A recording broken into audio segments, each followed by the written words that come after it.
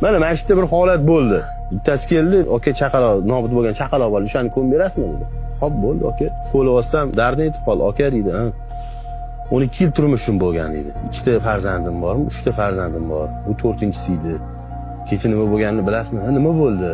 Xullas, ayolim o'zidan o'zi janjal qildi, boshqa qildi. Indamay turibman dedi.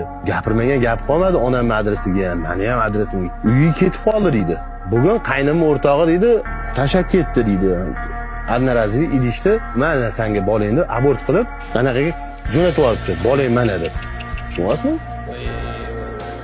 Mana shu darajada xudbinlashib ketganlar ham bor.